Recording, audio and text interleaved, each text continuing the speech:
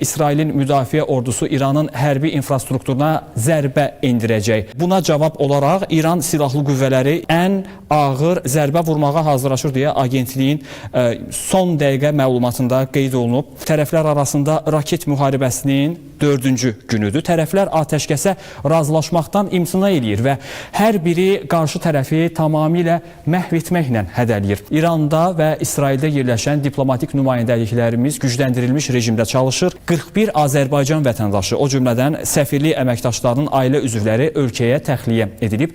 Xarici İşlər Nazirliyi vətəndaşları mövcud şəraitdə ehtiyatlı olmağa, yerli orqanların verdiyi təhlükəsizlik təlimatlarına əməl etməyə çağırır. Azərbaycan hava yolları həyata keçirilməsi planlaşdırılan bəzi reysləri ləğv edib. Bir neçə gündür ki, İrandan təxliyə olunan xarici ölkə vətəndaşları Astara dövlət sərhədindən, buraxılış məntəqəsindən Azərbaycana və buradan da təhlükəsiz şəraitdə öz ölkələrinə qayıdırlar. Detalları öyrənmək üçün bağlanırıq Astaraya. Realın müxbiri Elvin Paşazadə sərhəd buraxılış məntəqəsindədir. Salam Novruz.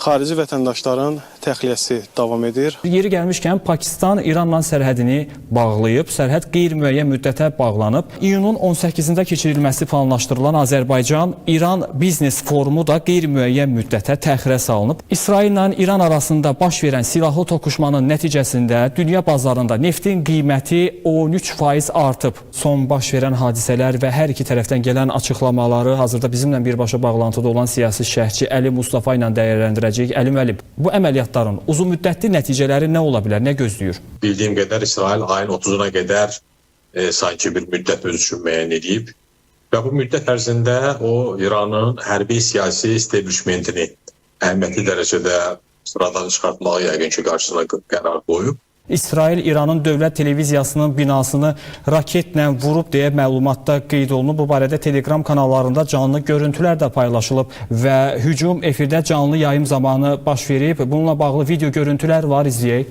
Fazay qobarolude istediyor.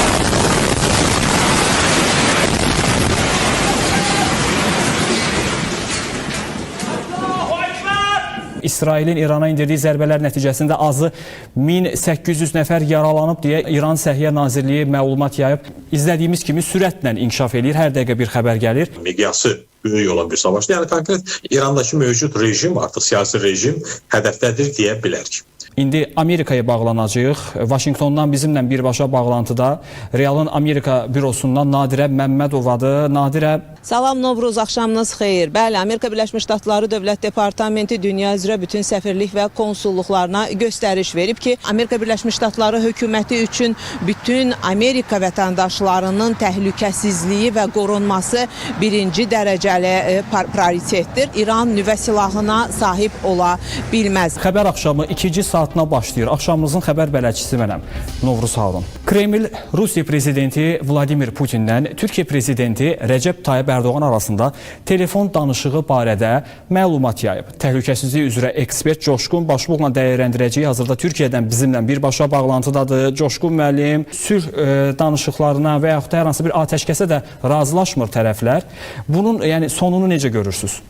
Eğer taraflar herhangi bir anlaşmaya gitmezlerse bunun sonu çok kötü gerçekten. Trump belə bir paylaşım, daha doğrusu NBC News-a müsahibəsində demişdi ki, mənə İsraili rəsmilər zəng eləyiblər və nüvə danışıqları ilə bağlı yenidən başlamağa hazır olduqlarını bildirdilər. Əslində İran Xarici İşlər Nazirliyi də zəmanət verirdi ki, nüvə silahı hazırlamayacaqlar, amma bu tamamilə İranın nüvə enerjisindən məhrum edilməsi ilə nəticələnməməlidir. Yəni buna razı deyirlər. Şimdi Amerika, yani Trump evvelden beri şunu önceledi.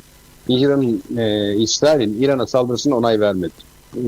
Ulusal Güvenlik Danışmanı en güvenli isim olan Mike Waltz'u görevden aldı. Alma sebebi de şu. Netanyahu ile arkamdan iş çevirdiniz, İran'a saldırı planı yaptınız. Oysa ki ben İran'a saldırına izin vermiyordum. Sizin fikrinizcə, yəni Trump'ın burada onayı yoxdur. Lakin Trump'ın bir açıklaması da var idi ki, İran nüvə sazişinə gəlməlidir, danışıqlar masasına gəlməlidir. Əks təqdirdə bu münaqişənin gərginliyin yaşandığı ilk günü idi. Yoxsa daha ağır zərbələr olacaq deyə bir açıklaması var idi. Öz sosial media hesabında yazmışdı. Doğru ama Trump bu açıklamayı İran'ı masaya zorlamak için yaptığı kanaatindeyim ben. bir çox dövlətlər öz mövqelərini bildirir və tərəflərə mütəmadi çağırışlar eləyirlər.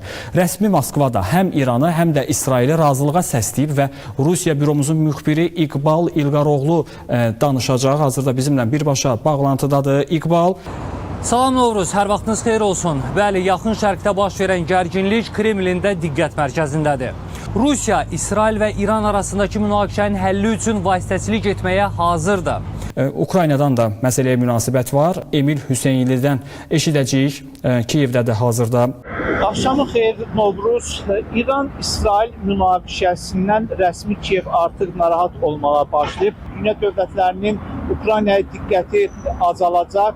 İkincisi isə Ukraynaya hərbi və maliyyə yardımlarının azaldılması ehtimalı, riski artacaq. Yenə bağlanırıq Amerika Birləşmiş Ştatlarına. Real'ın Kaliforniyadakı bürosu Kamran Qasımov Ağ Evin mövqeyini şərh eləyəcək. Prezident Donald Trump'ın biz açıqlamalarına baxsaq görərik ki, Birləşmiş Ştatlar birmənalı şəkildə İsrailin yanındadır və Birləşmiş Ştatlar İranın nüvə proqramına malik olmayacağına dair tam mövqeyini ortaya qoyub. Son dəqiqə bir xəbər var, istəyirəm onu diqqətinizə çatdırım. İranın paytaxtı Tehranda güclü partlayış baş verib, şəhərdə hava hücumundan müdafiə sistemləri işə salınıb.